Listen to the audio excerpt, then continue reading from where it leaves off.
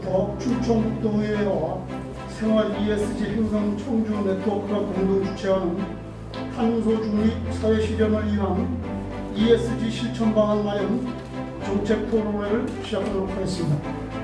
오늘 ESG 운동의 일환으로 탄소 중립과 여러 가지 이제 환경에 대한 부분을 가지고 오늘 토론회를 하게 되는데요. 우리가 여기서 듣고 끝나는 것이 아니라 정말로 한 분 한 분이라도 환경에 대한 문제가 이렇게 중요하고 지금 현 시대에 와서 여러분들도 뭐 당장 어제도 느꼈을 테고 그저께도 느꼈을 거예요.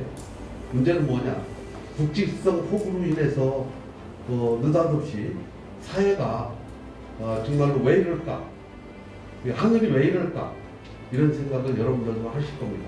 이러한 다양한 환경 문제를 전국민 생활 ESG 행동 실천 속에서 극복하기를 기대해 봅니다. 이러한 희망을 실현시키기 위해서 생활 ESG 행동 청주 네트워크가 지난 9월 27일 발족하고 시민 참여 운동, 나아가 도민 참여 운동으로 확산시키고자 노력을 기울이고 있습니다. 안녕하십니까. 회전과 국회의원 홍성국입니다.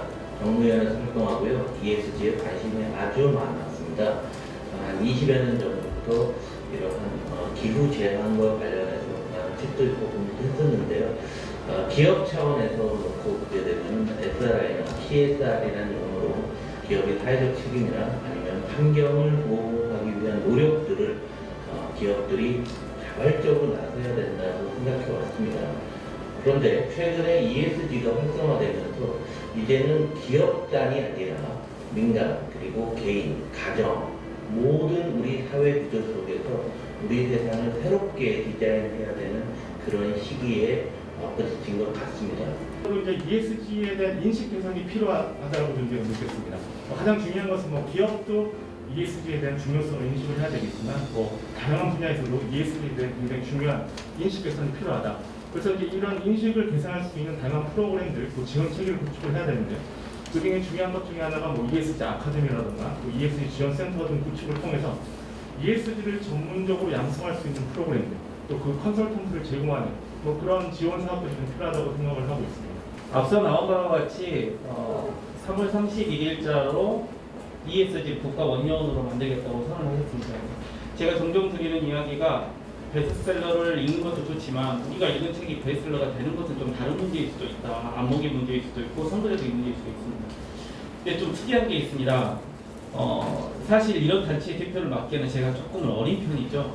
어린 편인데 높으신 분들보다는 좀 청년층으로 집행위원을 좀 구성하고 지역의 어르신들이 저희 단체의 멘토들로 전부 다 들어와 주시는 상황인데요. 그 사람들에서 저희가 던진 내용들은 다음과 같습니다. 2021년이 보통 대통령 선거, 지방선거가 좀 뒤바뀌어 있는 우리나라 해입니다. 매우 좀 중요한 해라는 것이죠. 2021년. 그래서 언제부터 K-팝이 있었던가, 언제부터 우리가 한국형이라는 말을 했던가 해서 KESG에 대한 고민을 던져보자 라는 게 저희의 생각입니다. 즉 G7, G5가 우리가 만든 게 아닙니다. 그래서 ESG 선도 국가로 만들고 저희가 제안드리는 거는 지자체장들이나 대권 후보들께 제안드리는 거는 ESG5, ESG7에 대한 것도 감대하게 한국 대통령이 할 수 있지 않겠느냐. 할 수 있다. 실제로 G7의 모든 주제들이 ESG 기준으로 이야기되고 있습니다. 그래서 감히 얘기 드리면 ESG5, ESG7도 우리가 해볼 만한 한국형 대통령을 뽑을 수 있지 않겠냐고. 다음 대권 후보와 다음 지자체 선거장들은 ESG의 기준을 근거해서 정책과 공약들이 나와야 된다라는 게 저희가 주장하는 이야기입니다. 그린육이라고 장기적으로 연계시켜갖고 우리 그 사회를 이렇게 녹색 전환, 그러니까 좀 환경을 위주로 해서 살아가는 그러한 좀 대한민국으로 크게 봐서 좀 전환시켜야 되지 않느냐. 그런 관점에서 우리가 ESG를 좀 더 이렇게 좀 실질적인 실천 이 수단으로 좀 봐야 되지 않나 그런 생각을 했습니다.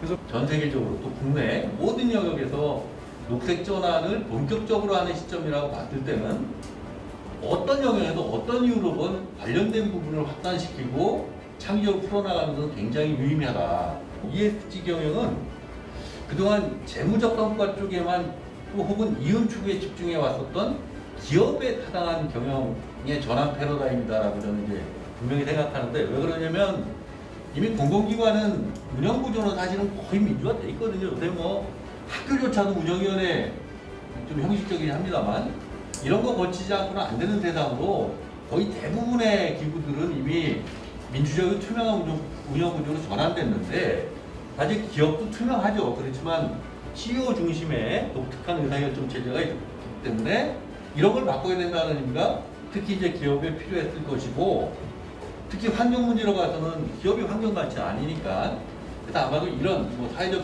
책임에 옛날부터 강조해왔기 때문에 이게 묶여서 ESG 경영이라고 얘기하는 것은 어쨌든 기업이 어떻게 지속 가능한 경영을 잘 할 것이냐의 종합적 최종 결정판으로 나온 것이다 라고 판단되고요. 문재인 대통령께서 ESG 행동, ESG 경영 원년으로 선포했듯이 오늘 그 주제발제자와 토론자분들 한결같이 하시는 말씀들이 결국 탄소 중립 실현을 위해서 ESG 행동이 기업에서 민간 그리고 모든 영역으로 확산되어야 된다. 근데 거기에는 궁극적으로는 이게 정책으로 연결이 되어야 되고 정책으로 연결이 되기 위해서는 조례 제정이 필요하다.